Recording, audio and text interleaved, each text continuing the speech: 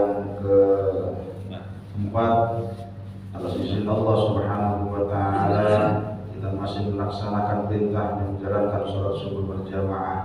Kita perpanjang dengan i'tikaf dan ta'lim, mudah-mudahan rangkaian ibadah kita senantiasa mendapatkan ridho dari Allah Subhanahu wa Ta'ala. Oleh sebab itu, sebagai rasa syukur kita, mari kita bersama-sama mengungkapkan dengan mengucapkan satu kalimat tahmid bi qaulina alhamdulillahi rabbil alamin.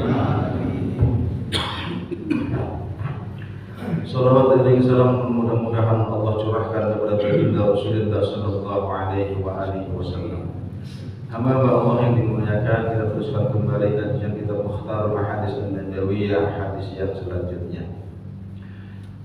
Bismillahirrahmanirrahim. Wa qala an-nabiy sallallahu alaihi wasallam, atani Jibril faqala ya Muhammad, ish ma syi'ta fa innaka mayyitun wa ahbib ma syi'ta fa innaka mufariquh wa'mal ma syi'ta fa innaka manziyyun bih wa'lam anna syarafal mu'min qiyamuhu bil-lail wa 'izzahu istighna'uhu 'anil nas. Rawahu al-Baihaqi an Jabir radhiyallahu anhu.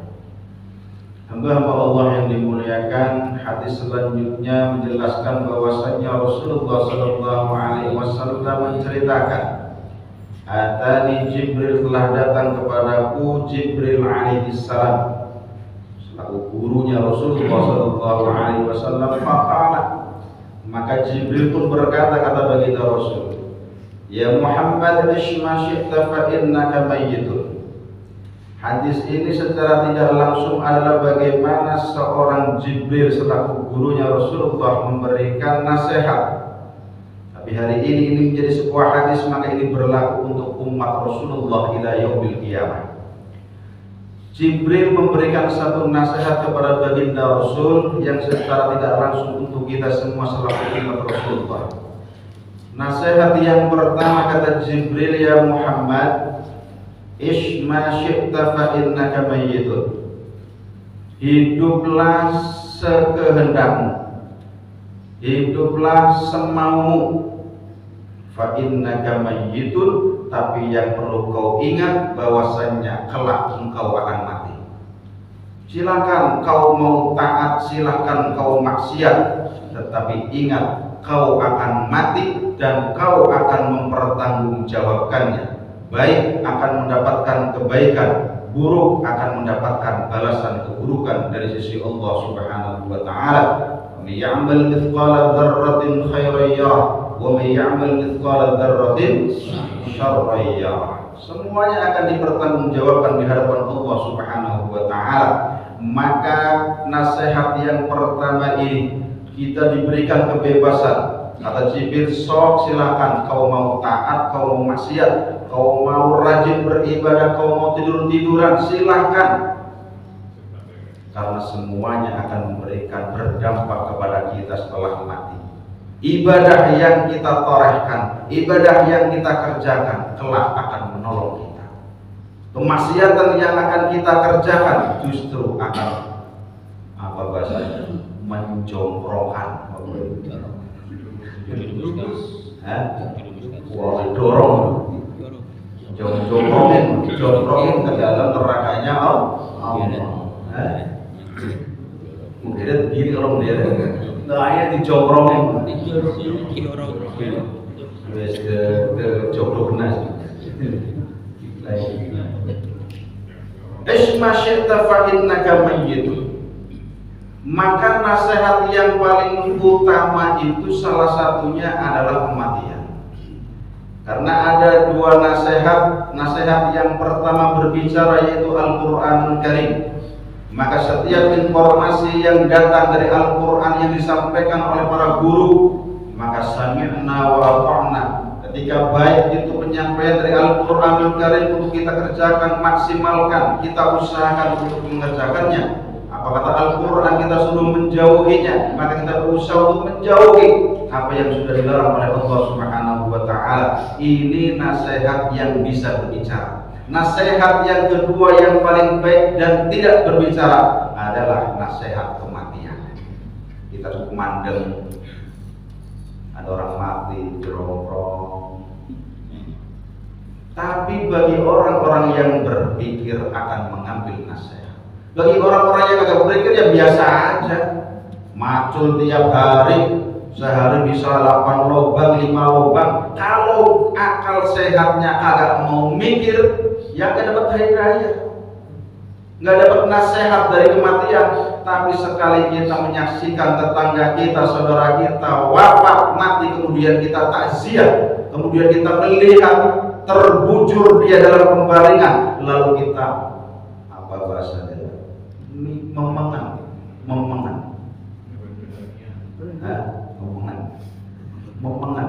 tapi memengan dia. Kadang-kadang kan coba mengingat apa bahasa Indonesianya tuh. Bahasa Jawa kadang-kadang susah. Indonesia ini memikirkan tadabbur. Ya Allah, baru masih malu pada ngopi bareng. Lah jam 3 baru dipanggil sama Allah Subhanahu wa taala. Sehat buger malu-malu masih tadarus. Begitu jam 3 orang pada sahur ada siaran inna lillahi wa inna ilaihi raji'un. Kita kadang-kadang kaget, padahal ada yang ngagetin lagi. Tinggal jam 10 malam, jam 3 ngopi. Gak pada lari itu orang. Nah jam 10, innalillahi wa inna ilaihi raji'un, giliran sahur, orang pada sahur pada pulang, dia ngopi juga. Merokoknya Samsul lagi ya. Ini semuanya akan dipertanggungjawabkan, dibebaskan karena Allah sudah menitipkan akal sehat mereka. Makanya yang dipertanggungjawabkan adalah bangsa jin dan bangsa manusia, karena dia dititipin akal sehat untuk membedakan mana yang hak, mana yang batil, mana yang halal, mana yang haram, mana yang baik, mana yang buruk, mana yang khair, mana yang syar, mana yang hasanah, mana yang sayyi'ah. Ini akal kita diberikan, dititipin oleh Allah Subhanahu wa taala untuk memilah nih yang baik kerjain, nih yang jelek tinggalin. Kalau kita masih mengerjakan sesuatu yang jelek, berarti kita kurang mensyukuri akal sehat yang Allah titipkan. Berarti pada saat itu kita kufur nikmat kepada Allah Subhanahu wa taala. Karena semuanya yang Allah titipkan itu harus ditasarrufkan di jalan Allah Subhanahu wa taala. Sarfun ni'ami fi ma yardha bihil mun'im. Bahwasanya syukur itu adalah mencurahkan segala sesuatu yang Allah anugerahkan, segala sesuatu yang Allah titipkan kepada kita berupa kenikmatan untuk dicurahkan kepada Allah Subhanahu wa taala sebagai pemberi nikmat itu. Jadi dikembalikan. Oh, umur kita diberikan kesehatan. Kesehatan itu untuk beribadah kepada Allah Subhanahu wa taala. Kita masih diberikan kenikmatan mata, masih bisa melihat, belum disambung dengan kacamata. Maka tadabbur, memperbanyak Al-Qur'an, wabil khusus di bulan suci Ramadan ini. Bersyukur kita diberikan telinga ini untuk mendengarkan ayat-ayat Al-Qur'an, lantunan Al-Qur'an yang selama ini kebanyakan dangdut koplo. Maka di bulan suci Ramadan perbanyak dengarkan Al-Qur'an, tinggal setel di HP. Sambil kerja, yang kerja sambil kerja, sambil dengerin tilawatil Quran, masya Allah, nikmat.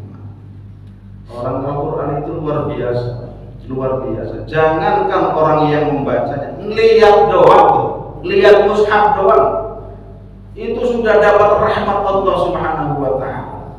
Sama ketika seorang memandang Ka'bah, mau Ka'bah yang asli di Sorong, mau Ka'bah di rumah tuh, di Ka'bah di rumah, ya Allah, kapan yang belum berangkatnya, yang belum berangkat, ya Allah, kapan saya kesini banget. Memegang, ada harapan, ada doa dalam hati kita, tolong ya Allah sampaikan saya. Tuh mandang Ka'bah itu tuh dapat rahmat, karena ada keinginan, ada kehendak meminta kepada Allah Subhanahu wa taala. Kalau cuma gini-gini doang ya kan. Sambil lumangan, ada Al-Quran, ada mushaf, kita taruh di atas lemari kita, ditaruh di atas televisi kita, lalu kita mengan, ya Allah, Tuhan tahun pada dicolek-colek di sana. Pura-pura dikasih lagi dia. Cuma dipandengin doang itu. Memang ya Allah berikan kekuatan untuk megang mushaf, untuk membuka mushaf dan untuk membaca mushaf. Ada dorongan semacam itu dalam hati. Gua cuma dipandengin doang karena iklan TV-nya mandangin Al-Quran, mandangin mushaf kagak. Ada keinginan dalam hati kita. Dengan keinginan itu, harapan-harapan itu yang akan mendatangkan rahmat dari Allah Subhanahu wa Ta'ala. Apalagi kalau dibaca dalam tok, mandang tok serba. Dengerinnya dapat pahala, dengerin Al-Qur'annya dapat pahala, bacanya apalagi, tadaburnya tambah nemen lagi, semakin besar, semakin dahsyat balasan dari sisi Allah Subhanahu wa Ta'ala. Ini yang pertama, nasihat daripada Jibril alaihissalam. Maka silahkan kau lakukan sekehendakmu, tapi ingat, fa innaka mayyitun, karena kamu akan mati. Innaka mayyitun wa innahum mayyitun. Innaka, sesungguhnya kau Muhammad, kata Allah dalam Al-Quran. Walaupun Rasulullah masih hidup sudah disebut innaka mayyitun, sesungguhnya engkau akan mati. Wa innahum mayyitun, dan sesungguhnya mereka yang hidup pun semuanya akan mengalami kematian. Maka disebutkan likulli syai'in halikun, setiap sesuatu pasti akan binasa, pasti akan hancur, illa wajhahu, kecuali zat Allah Subhanahu wa Ta'ala, zat Allah yang menciptakan minal awwalin wal akhirin, yang mencipta pasti akan dikembalikan kepada Allah Subhanahu wa Ta'ala. Li kulli syai'in, kita akan hancur.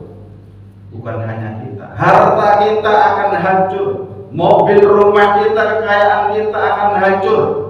Semua yang ada di alam jagat raya ini, langit, gunung-gunung, nggak nganggap gunung Himalaya yang begitu besar, gunung Selamat apalagi gunung kembar ya, hancur terus.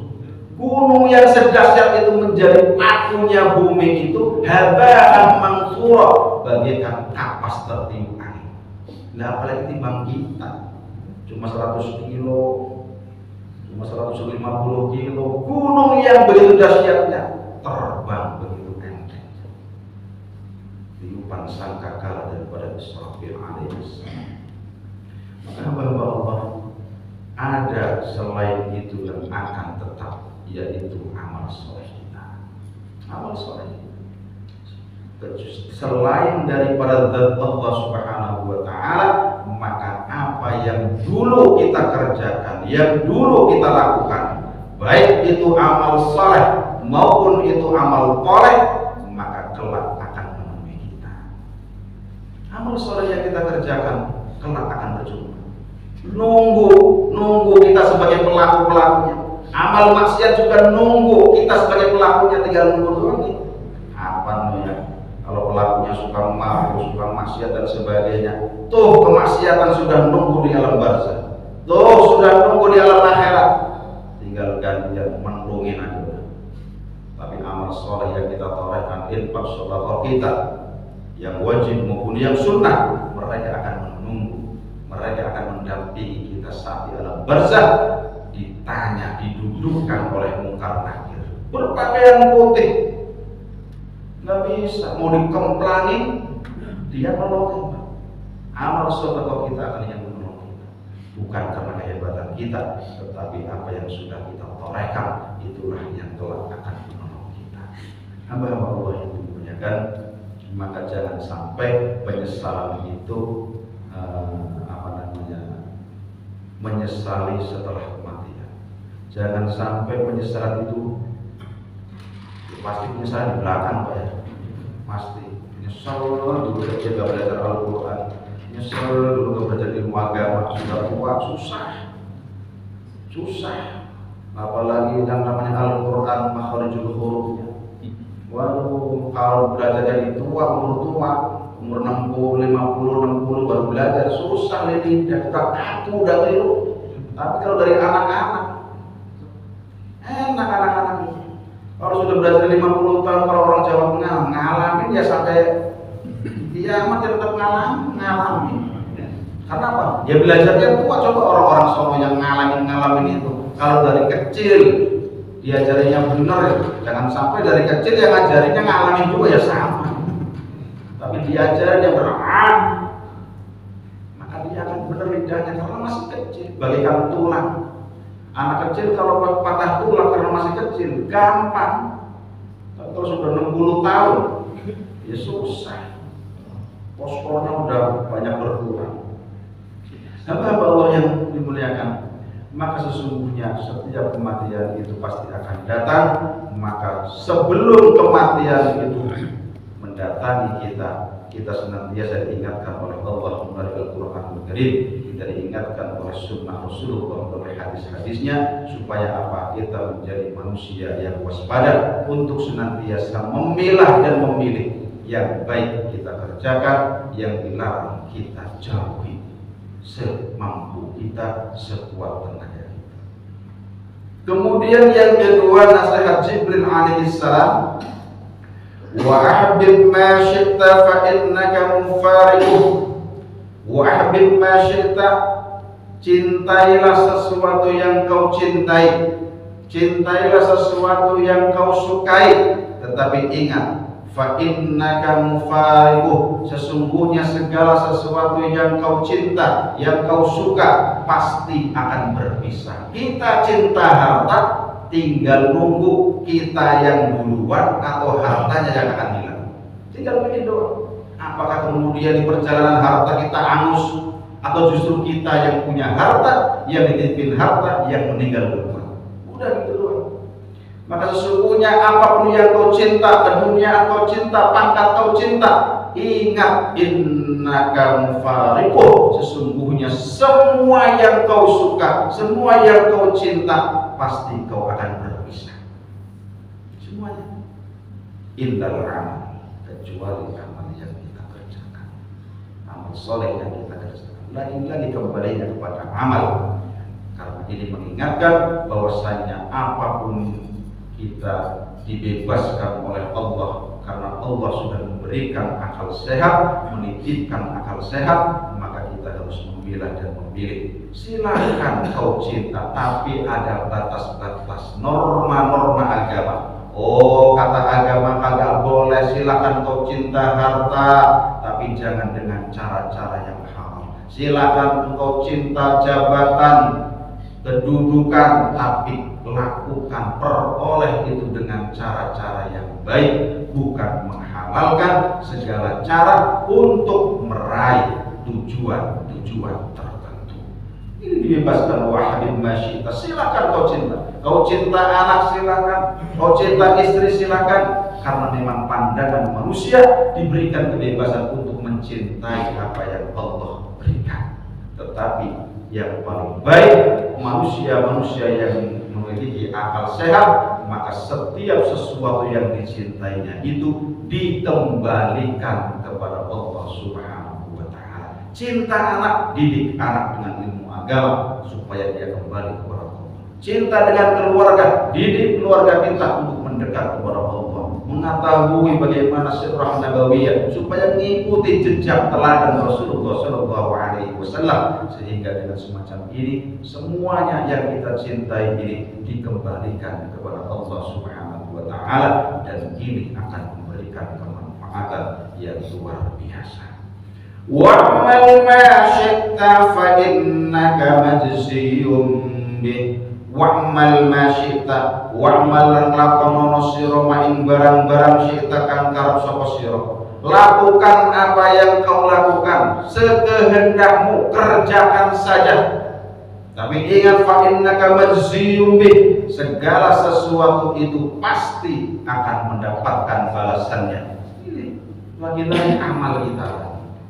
Dibebasin sok sakarepe, tapi ingat kau mati. Tapi ingat kau akan berpisah dengan sesuatu yang kau cintai, dan kau ingat pasti engkau akan menemui apa yang dulu kau kerjakan. baik dibalas baik, buruk dibalas buruk. Wa'lam anna syarafal mu'min qiyamuhu bil lail wa 'izzahu istighna'uhu 'anil nas. Wa'lam, kata Jibril, Muhammad, ketahuilah oleh engkau, anna syarafal mu'min, sesungguhnya kemuliaan bagi seorang mukmin, qiyamuhu bil lail, adalah bagaimana dia mengerjakan qiyamul lail.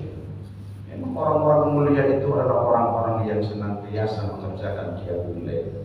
Beda orang yang rajin qiyamul lail dengan yang tidak. Jangankan yang mengerjakan dengan yang tidak mengerjakan, sama-sama mengerjakan qiyamul lail, waktunya berbeda, itu juga berbeda.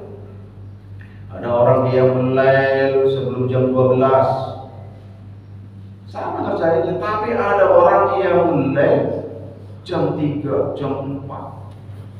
Itu lebih dahsyat lagi, sama-sama mendapatkan kemuliaan dari sisi Allah Subhanahu wa taala, tapi kemuliaan itu lebih dahsyat di waktu-waktu sahur, di sepertiga malam itu.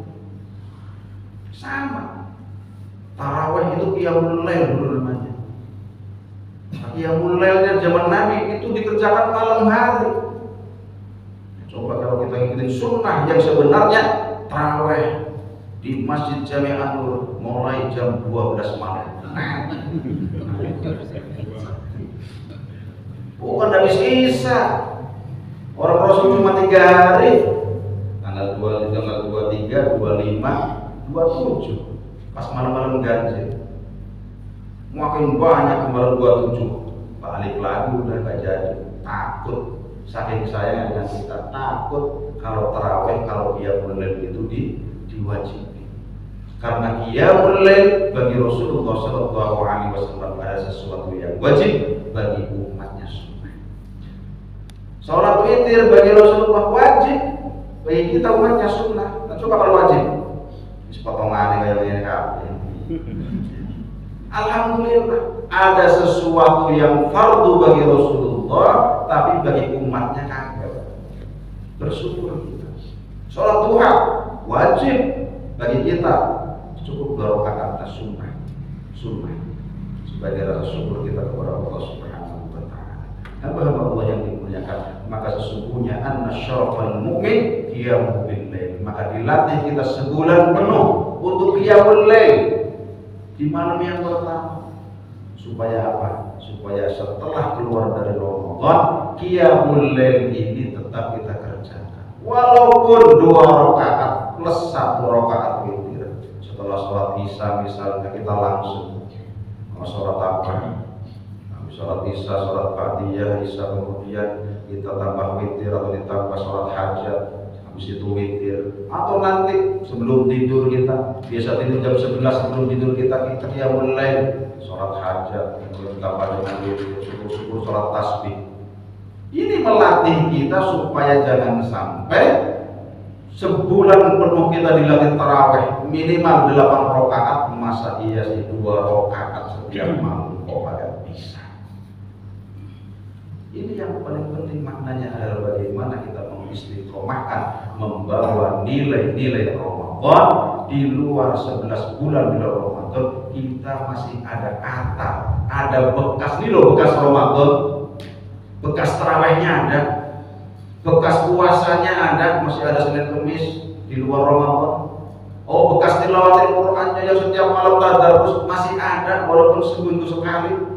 Di rumah buka satu makro, masih ada bekas-bekas Ramadan yang selama ini kita bergembira, kita bersemangat untuk beribadah kepada Allah Subhanahu wa taala. Yang terakhir, wa izzahu istighna'uhu 'anil nas, dan kemuliaan seseorang itu adalah kemandiriannya.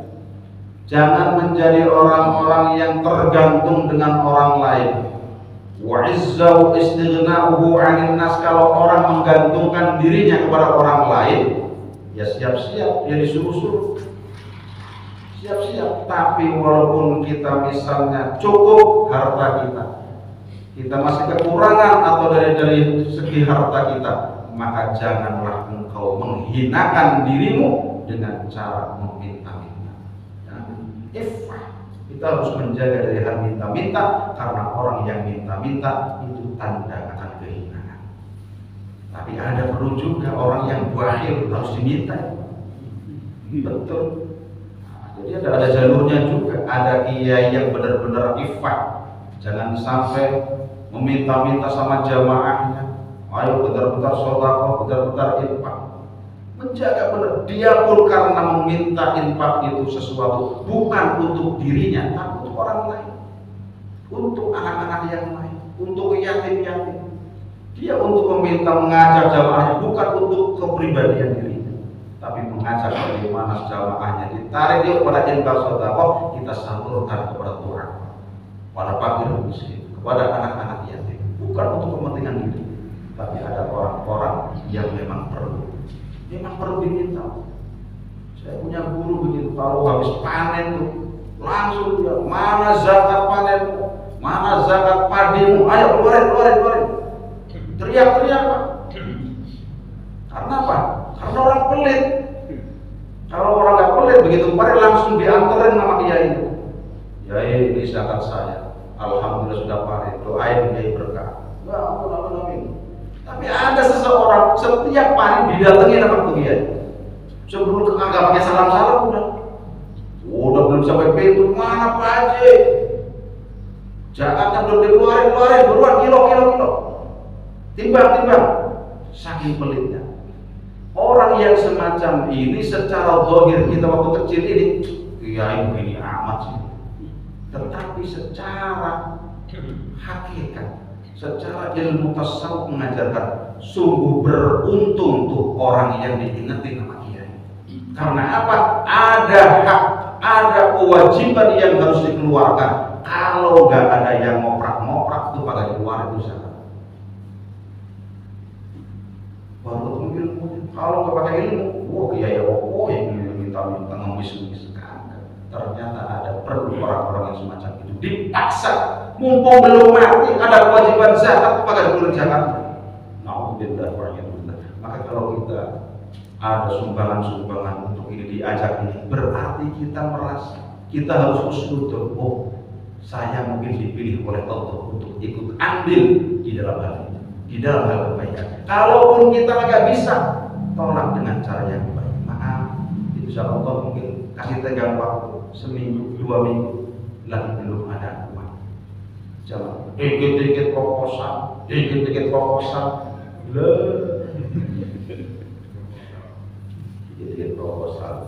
Hamba Allah yang diberikan ini saja yang akan saya sampaikan. Majlis subhanallahumma bihamdika asyhadu an la ilaha illa anta astaghfiruka wa atubu ilaik. Wassalamualaikum warahmatullahi wabarakatuh.